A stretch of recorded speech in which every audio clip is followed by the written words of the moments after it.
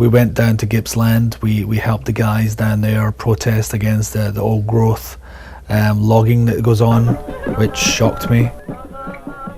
Goolengook has the site of Australia's longest running forest blockade. It has been a flashpoint of protest police and loggers for decades. Some of the forest has been logged, but there are still sections of mature old growth forest remaining, and many people have put their bodies on the line to save it from being destroyed for a quick, unsustainable dollar.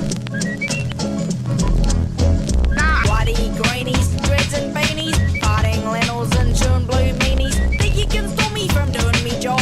Out of me way, I've got forest along. You talk about supporting your kids and what we're doing. The trees are going to die, aren't they? The trees are going to die? No! Looks like we come across some kind of camp, yeah? There's John Flynn. He's been living here for a lot of years. Hey, old friends. What are we having? Some hot chips, are we? Yeah. Hot chips, not wood chips. What's going on out there is state-sponsored terrorism. So you think people should drop what they're doing and get out of their arms? Get out of the lounge chairs. Get out of the lounge chairs. Into the forest. Yeah. Face those loggers down. Occupy the department. And change society totally. And we stayed out in the forest with people who had been blockading there for a long time, and it was a lovely place, an amazing old growth forest. They're making a lot of effort to make a quick buck. Hi, I'm Lucinda, and I just wanted to add the fact that with jobs there's been a 200% increase in wood chipping, and yet a 40% decrease in jobs in this industry. So the jobs issue is definitely not a thing with wood chipping. It's just incredible, especially since there's so much stuff left there. It's like Stuart said to me, it's like someone knocking down your whole house to get to the food in your pantry. It's not us versus jobs. They're losing jobs at a shocking rate. The loggers know they can't keep it up. They don't want to be doing it, and they're making less money than the fucking dole. It's not us versus them. It's all of us versus the corporations who don't give a shit.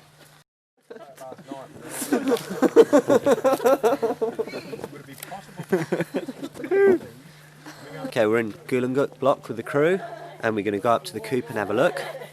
Spent a really nice night here with the gang last night with the Goolengook blockade crew. Made some music with them, cooked a nice dinner with them.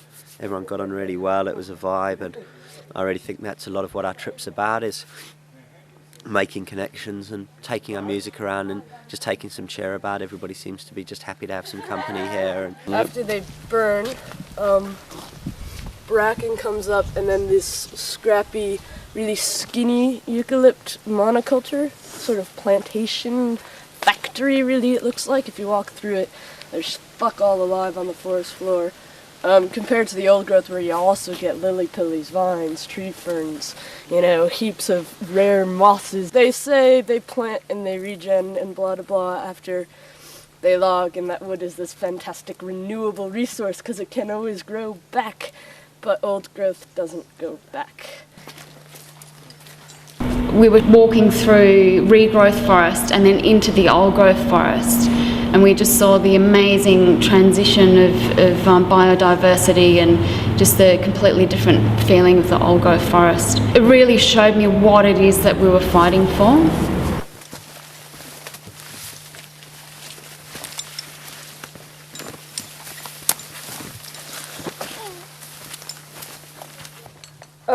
Your arms will get really tired if you pull yourself up. We've cabled together a large diameter of trees so that only one person hanging off that cable in a harness can prevent them from logging not only that diameter, but a tree's height distance from that diameter.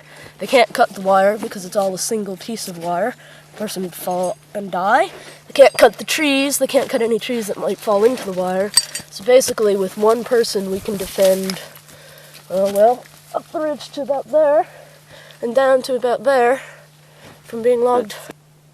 It's a bit of a drama going on down here. We're going to have to go and find out what's going on. Guys heard earth moving equipment. So what's happening, Sid? There's bulldozers coming up, are there? Yeah, there's one truck there, and there's a couple of other. So you reckon they're going to try and bulldoze us now? I don't know, I reckon So maybe. Stu's gone up the monopole. I've seen two vehicles. What's happening? They're just surveying the road to see Storm damage. Now what's happening, Peter? Well, these two gentlemen have come up to check the storm damage. Yeah. which is minuscule compared to the damage caused by the operation. No holiday. Yeah. Here they come, brother. There's something coming, mate, so it looks like you're the last line of defence at the moment on your birthday. Shit. Yeah, here comes the dozer. So pity, it looks like we got caught up in the action, eh? Yeah, right in the thick of it. Looks Yeah. like there's a couple of vehicles coming. Yeah. I'm not sure what's going to happen. How you doing? So what do you boys reckon? You still haven't told us. You reckon it's alright to clear fell forests like this? It'll grow. It'll grow, you reckon? Yeah. Even after they napalm it? Have you noticed a difference between what's up there and what you saw on the way in, the little stick trees? No. Do you think that they're the same forest? Because that's what Oh, it you're. will be eventually. That's what you're killing. One day. And that's what. Well, when you napalm, right, you change the composition of the soil. Once the composition of the soil's changed, then how can anything ever be exactly the same as it was? What's your name? Me, Kevin. Matt. Matt, how are you? What do you want to chat with everyone about?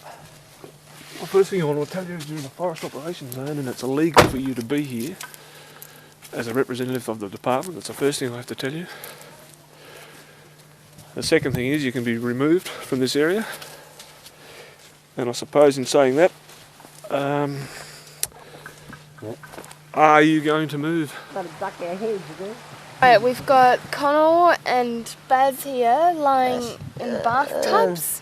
They're just about ready to lock themselves on if there's any sign of the police or loggers or anyone like that. And I'm sitting here being the support person and the police liaison. Here we are lying in this bathtub. Quite enjoying myself though. It's a bit different from the usual thing in life, I suppose, lying in the ground. It's a bit early in life to be in the ground, but at least it's good preparation for us, I suppose. We've just sort of been on our toes now and waiting for them to come, and hopefully they won't turn up.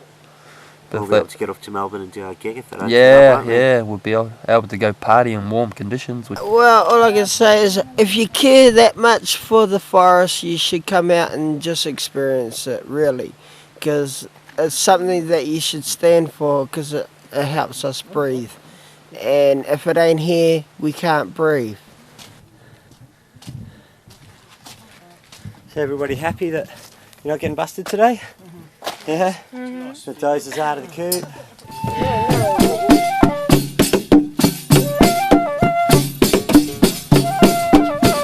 The round trip in this old 1972 Leyland Leopard bus was over 10,000 kilometres, and to maintain a bus for fuel and maintenance and to be able to feed us, the crew, to power the systems, to survive, we needed money, we needed finance.